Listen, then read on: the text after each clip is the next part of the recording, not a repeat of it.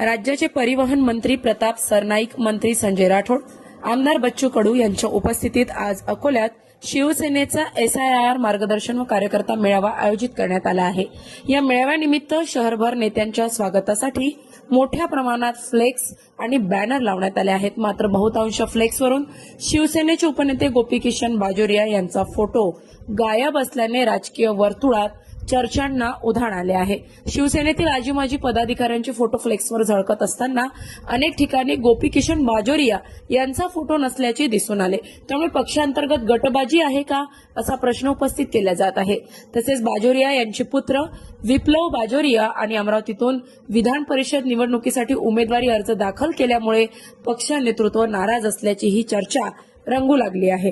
दरम्यान फ्लेक्सवरून फोटो गायब असला तरी गोपीकिशन बाजोरिया आणि त्यांचे पुत्र विप्लव बाजोरिया आजच्या मेळाव्यास उपस्थित, याकडे शिवसैनिकांसह राजकीय वर्तुळाचं लक्ष लागलं आहे। या घडामोडींमुळे मेळाव्यापूर्वीच अकोल्यातील शिवसेनेच्या राजकारणात चर्चेचं वातावरण निर्माण झालं आहे।